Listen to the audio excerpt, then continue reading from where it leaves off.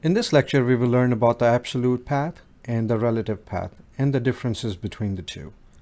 So let's start with the absolute path. Absolute path starts with slash. For example, /home/user. That's the home directory of a particular user. Absolute path always starts with a slash, and it uses the full path. You can also call absolute path a full path to a particular directory, to a particular command. Relative path, on the other hand, does not start with a slash. It actually depends on your current directory. It depends on where you currently are. So for example, if you do a dot, dot means it's your current directory. When you see two dots or you cd by using two dots, it will take you to your parent directory. You can also change your directory by typing in the full path. So let's look at these commands through the terminal so you can have a better idea and the differences between the absolute path and the relative path. So let me bring up the terminal.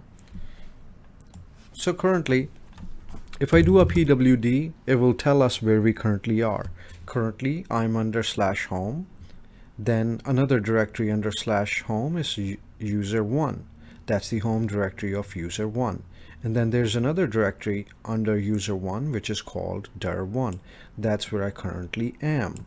So for example, if I wanted to cd into this directory, what I can do is I can type in cd /home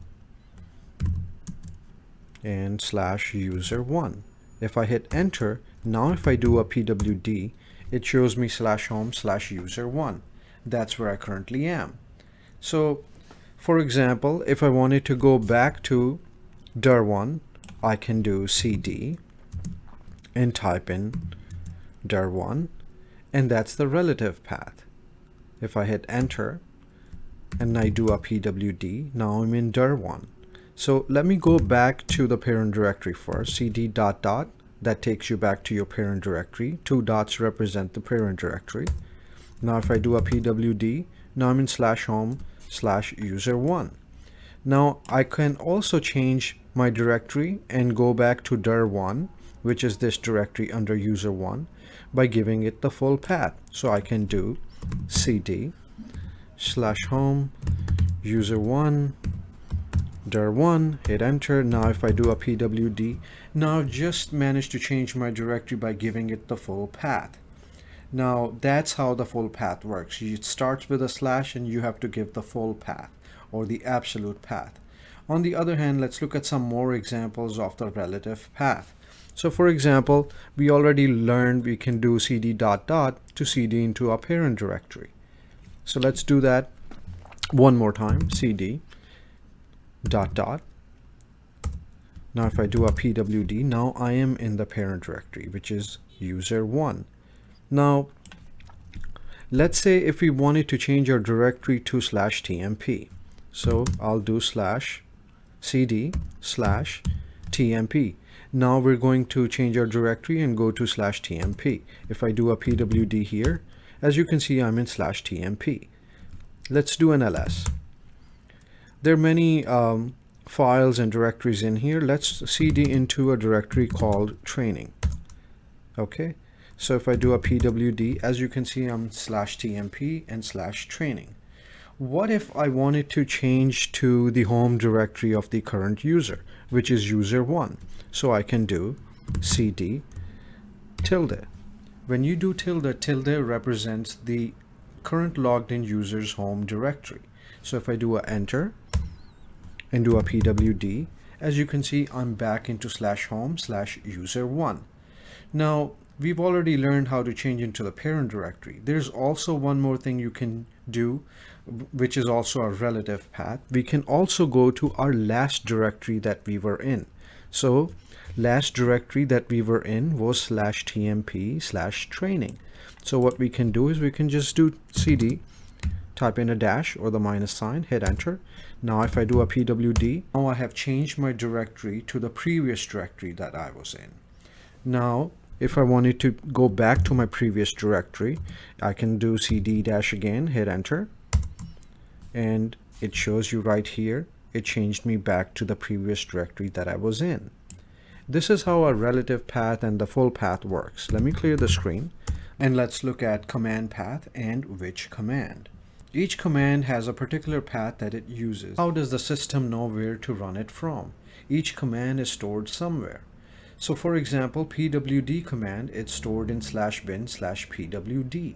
Or on newer systems, it's under /user/bin/pwd. So when you run that command, it just runs using the relative path because your system knows. But if you wanted to run it using the full path, you can still do that. And which command, when used with a command, it tells you where the file path is coming from, or where the command path is coming from. So let's look at that through the terminal so you can have a better idea what I'm talking about. So let's run the command which on pwd. Hit enter. Now when you do that, it tells you the location of this file or the location of this command and where it's stored. That's the full path of the /pwd command. Now I don't have to give it the full path. I can just type in pwd and it runs the command and it shows me my current directory that I'm in. But it's actually stored here. When you run the which command, it tells you where it's stored. I can also run the pwd command by using the full path. So /bin/pwd, and if I hit enter, it will run the same thing and it will run the command and will give us the same result as if we ran just pwd. That's also a difference between the relative path and the full path. We can also run the which command on, for example, cat command, and it will tell us where the cat command is coming from. So if we wanted to cat a file, we could just do /bin/cat and run it. Or we could just do cat and the file name and run it. Same thing with touch command. For example, let's do an ls first. There is no file in there, there's only a directory listed in there. If I wanted to run the touch command and create a file, I can just do touch file1. Hit enter. Let's do an ls. As you can see, the file1 exists now. We can run it using the full path, for example /bin/touch, and then type in file2. Hit enter. If I do an ls here, as you can see, the file2 exists now. So which command can tell you the full path of a particular command, and you can also run any command using the full path or the relative path. So that's the difference between absolute and the relative path, and you can use both to do certain things easier. I hope you learned something useful in this lecture as well, and I'll see you in the next one.